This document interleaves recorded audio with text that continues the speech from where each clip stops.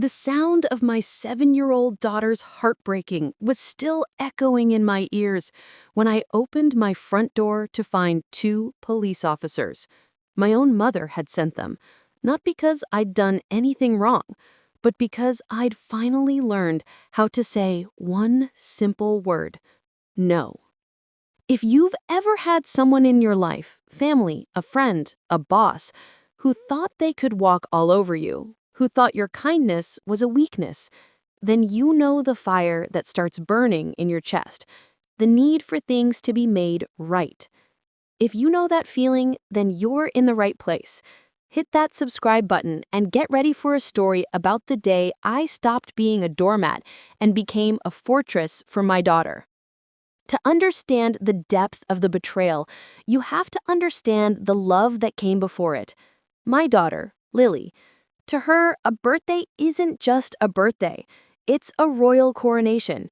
For 6 straight months, our lives were dominated by the rainbow unicorn disco.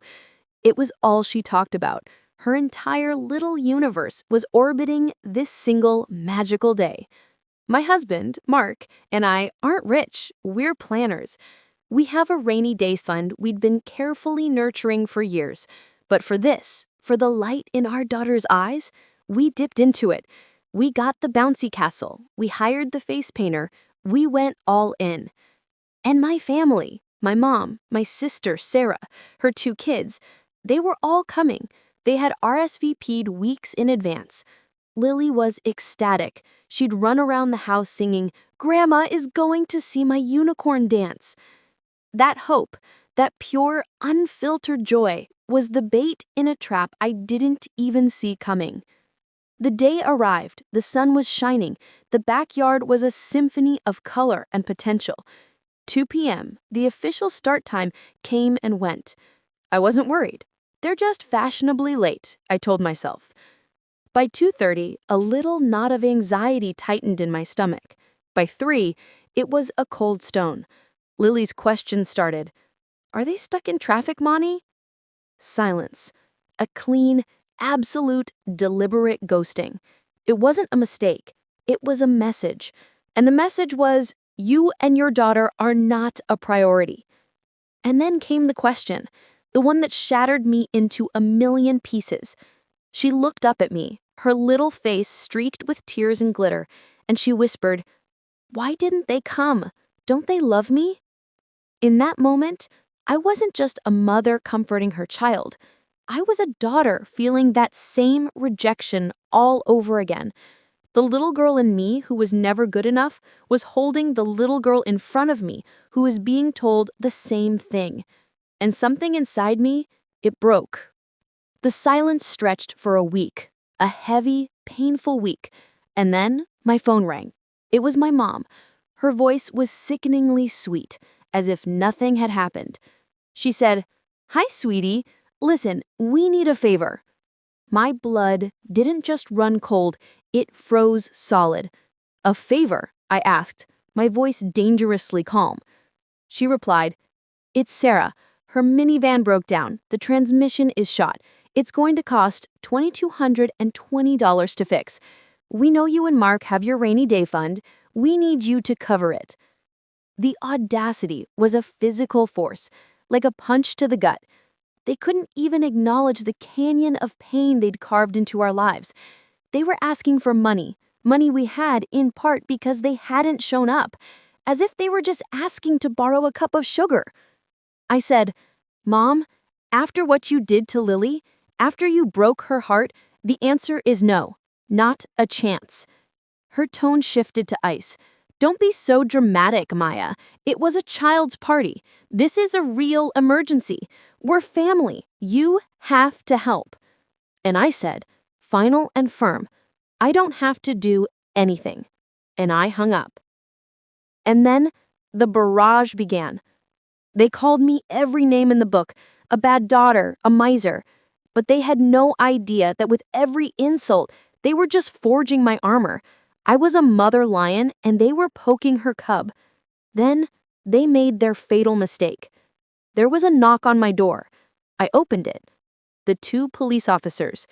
My mother and sister were standing at the end of the driveway, arms crossed, smug looks on their faces. The officer said, "Gently, we received a call for a wellness check. The callers expressed concern that you were being financially extorted and were under duress." My jaw actually dropped. They had called the police.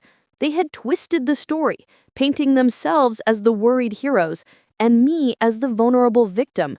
It was a masterstroke of manipulation. They were trying to use the law to intimidate me into submission.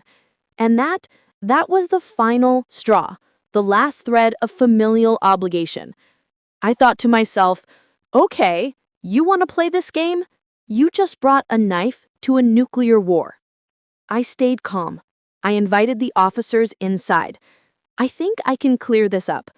I showed them my phone, the text thread of invitations, the unanswered calls, and the abusive messages. Then I played the voicemail.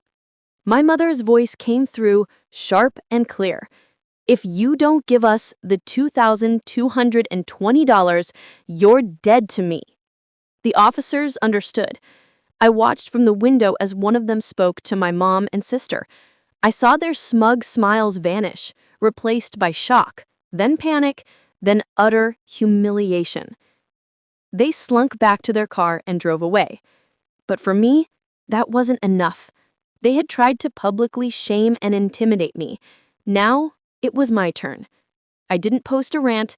I didn't use angry words. I used a single, heartbreaking image and the unassailable, stone-cold truth. I wrote, "So grateful for the wonderful friends who made Lily's Rainbow Unicorn Disco so special last Saturday. A special thanks to everyone who showed up for her.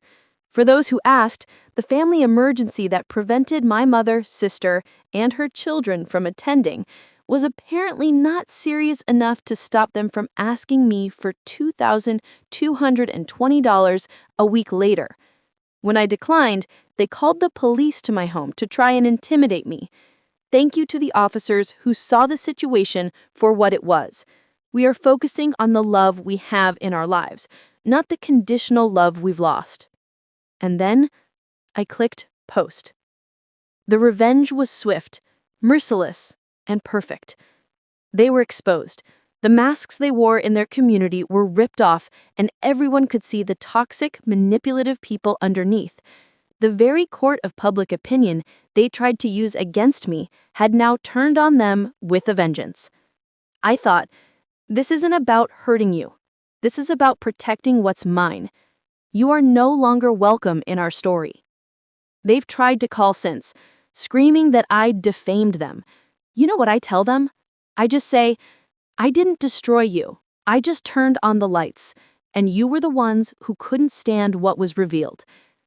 They didn't just ask for money. They tried to weaponize the law against a mother protecting her child's heart. And in doing so, they lost the only real thing they ever had from us, our love. My payback wasn't about the $2,220. It was about proving that the family you choose to protect is the only one that matters. And I chose Lily. If you would have done the same, smash that like button. Tell me in the comments, what's the line that someone should never cross with you? And subscribe for more stories about justice, karma, and the power of saying no.